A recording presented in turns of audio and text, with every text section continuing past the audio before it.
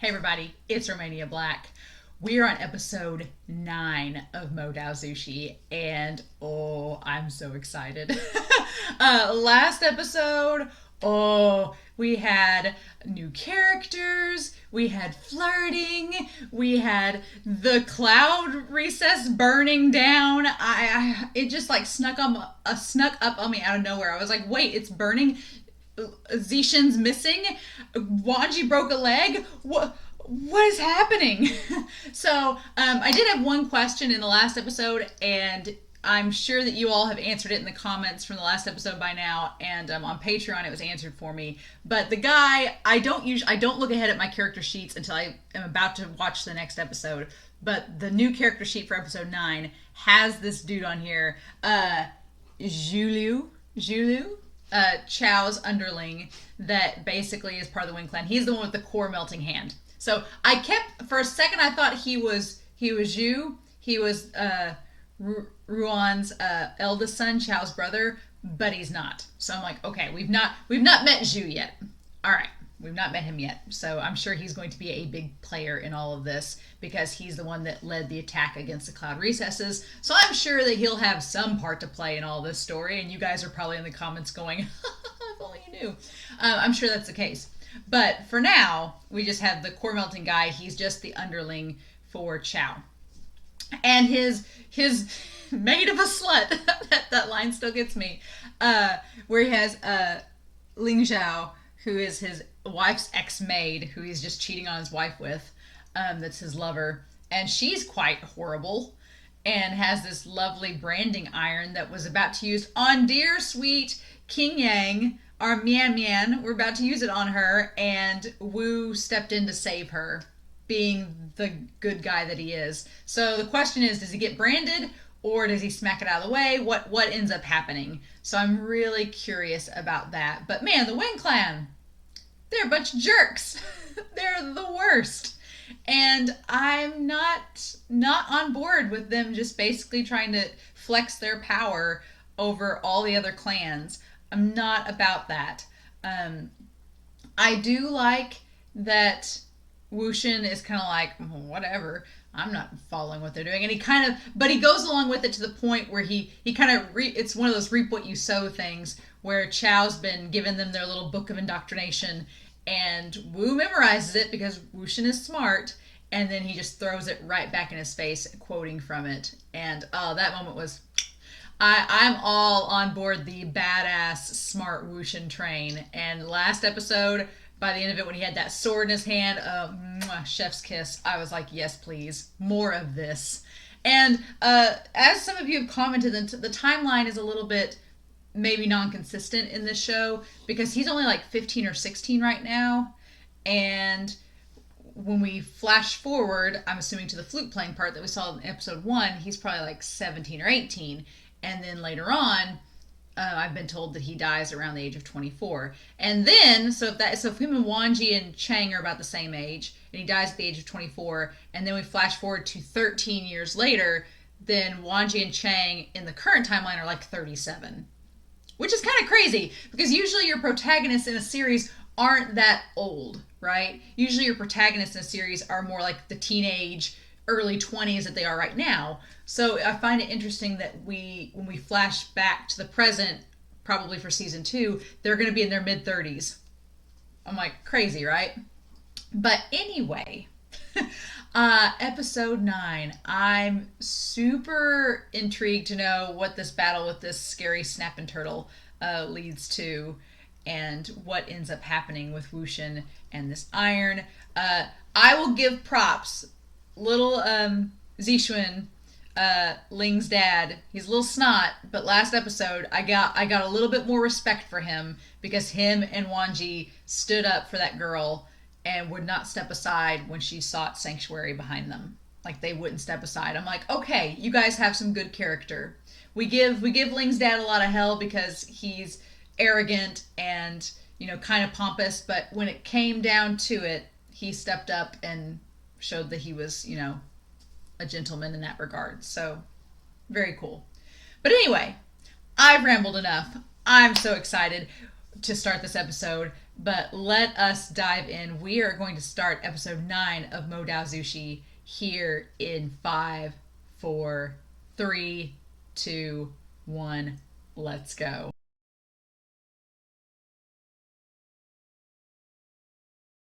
So that was a thing. I loved that episode. Okay? Alright. Okay, there I said it. Okay. So here's the thing. I I know y'all. This fandom is pretty crazy. And I'm all with you all. I'm all on board. I'm on board the Mao Dazushi bandwagon. I've been on board with it for several episodes now, but I was like, man, you guys are a really intense fandom. Like a really intense fandom. This episode showed why. Ah! Ooh!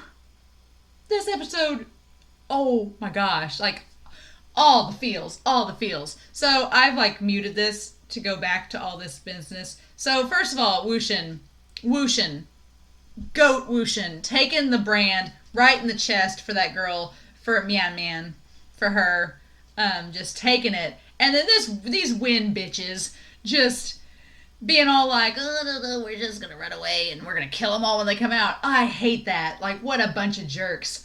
At least it shows Chang was getting away, so I wonder if Chang was going home to find reinforcements. Like, he was limping away, being like, Wuxin, I'm gonna get you guys help. Or what was happening. Like, they slowly panned away from him. We don't know what happened with the other Land clan members. We don't know what happened with Ling's dad, with them. We just know that they're being hunted by Chow and this other guy. Oh my gosh. But okay. I didn't know that I really need. Also, the Land guy shooting the arrow. I will give props to Ling's dad for Zishuan, because you know what, he was right. He called the Land clan member out.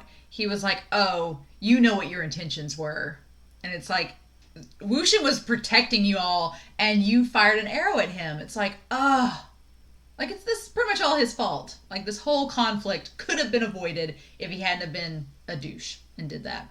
And I will give respect to Ling's dad for pointing it out and being like, you know what you did. You can say whatever you want, but you know where your true intentions were. I was like, thank you. But, oh man, y'all. And Chang being worried for Wuxin, being like, and Wuxin's being like, you gotta lead them out. You've got to do it. And I've been told that Wuxin's the middle child, that Chang is the youngest. It goes Yanli, and then Wuxin, and then Chang, which makes sense because there's a stereotype about the middle children. The middle children are the troublemakers, and I'm like, that totally fits Wuxin to a T. And Chang being the youngest son, and Yanli being I thought Yanli was the youngest, but I guess she's just really timid and innocent, but she's the big sister. Oh my gosh. But so, guys, I have a feeling this is gonna be one of those episodes that I rewatch a lot, because I'm gonna be honest. Like, Wuxin, I love that Wuxin has the fire formation. That's really cool. And he tells them all to go. But man, and then Wangji coming in to save him. Wangji stuck behind to save him, and then the turtle gets his leg, and just the cave scene here of him tearing the shirt and being like, look, we gotta make a tourniquet for your leg. What do you think we're gonna do? You know how this goes. And Wangji uses his name, his actual first name. He's like Wei Ying. And it's like, oh. And just Wangji this whole time has tried to be this stoic, emotionless, reserved character. But let's be honest, y'all. He is super emotional. Someone a few episodes back commented in the comments. They were like, Wangji's the personification of gay panic. I'm like, in this episode, yes, very much so. Because he was blushing the whole time, like, what are you doing? And he's like, we have to treat your leg. We have to help. And when Wangji looks over and realizes that Wuxin kept the bag of herbs to use for him instead of himself, and And Wangji looks over and sees the scar on Wuxian's chest, the brand that he now has from the Wind Clan,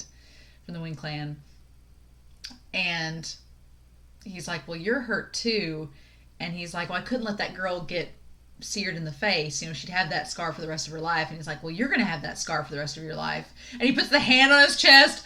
"Oh, if you know it hurts, don't be so rash." It's like, ah. And he's like, "I'm a man, I can take it."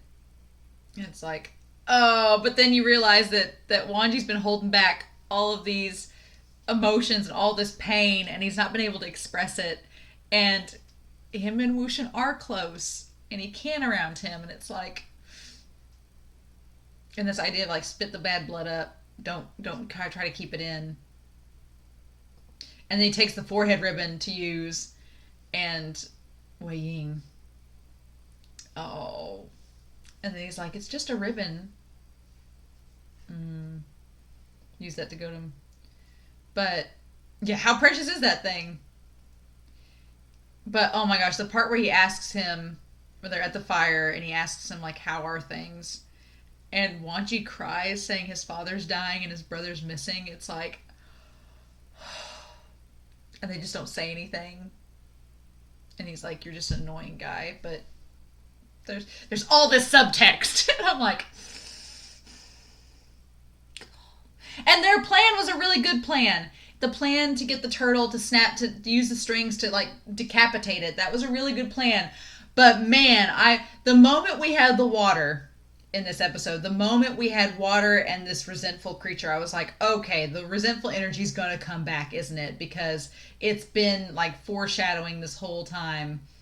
And just the sword, that there's a sword buried in, looking back, the sword is inside of that turtle, and that sword has all that resentful energy, and that's what like gets around him. And I love that the hair ribbon comes out, and Wuxian's hair like is just so flowing and beautiful, but like all this energy is like surrounding him, and it gets like to the core of him, but it doesn't destroy the core. It just, and there's all these like ghosts. This sword has like all these ghosts around it. Like these are all the dead bodies of the people that this turtle has slain, and that's all the resentful energy around those corpses and around those spirits. And it's like attacking his core, but Wangji is able to help decapitate it in time. Oh, and it looks like maybe Wuxian can protect his core, and that's keeping him from being totally consumed by it. But oh my gosh. And as soon as it ate him, I was like, okay, he's gonna Hercules decapitate this thing. And Wangji ends up helping him using the rocks, but the sword falling to the bottom of the sea again. And I was just waiting for Wangji to reach down like he did back in episode 5 and pull him out, or episode 4 and pull him out, and that didn't happen yet. I'm like, oh. So I don't know, y'all. I don't know if I can wait to watch episode 10. Because this was so good. This was so dang good. Oh my gosh. So I'm curious. Obviously, Ling's dad makes it out, but I'm wondering, like they shot those two guys, so I'm like, what are we doing? And if Chang makes it back to the other clan, what are we doing there? I don't know, y'all. I don't know, but that whole scene with Wangji and Wuxian. Subtext. Subtlety and subtext. But man, that's the most emotional we've seen Wangji in this series so far, and I'm all here for it. I really am. That was awesome. So yeah. I'm so curious to know what y'all thought down below. Man, I feel like this is all leading to a big confrontation with the Wind Clan. That's going to be the climax of this season, the climax of this flashback, because Wangji makes the big point of saying it's not going to matter if we go for help. They're not coming, which is why he didn't leave. I'm sure he stayed behind to help Wuxian, but also because he knows it's no point. He's like, the Wind Clan's not going to help them, especially after everything that just went down with the guy's son. So he's not going to, it's just not going to, nothing's going to happen in that regard. But, oh my gosh, you guys. I'm on board. I've been on board for a while, but I've booked myself up to first class on this. Because I'm like, yes, please. I want more of those interactions, please. Because that was amazing. And Wuxian channeling all this resentful energy. I'm wondering if Wangji seemed to notice. So I'm wondering if he's going to comment on it. But as we've seen in episode 2, Wangji doesn't seem quite as disillusioned by it as Chang and the others are. Which is interesting because Wangji, as by the book as he is, you'd think he'd read everything and know everything about it. So I'm curious. I am curious, y'all. If that sword's going to come into play, what we're going to end up doing. Oh, buddy. Yeah, this episode is my favorite so far, but I'm real curious, y'all. I feel like the Wing Clan, the confrontation with them is going to be the climax of the season. The other clans are going to be like, what are you doing? And just get fed up and be like, screw it, we're going to war. And it's going to be like crazy. And everything was so peaceful 2 episodes ago. But, oh my gosh. I hope y'all enjoyed this reaction. I'm so curious to know your thoughts down below. Please, no spoilers. But I'm so excited to talk to y'all about this episode. That's all I'm going to say. So, with that being said, I hope you all have a wonderful week. Please stay safe, take care, and I'll be back soon with episode 10 of Modao Zushi. Bye.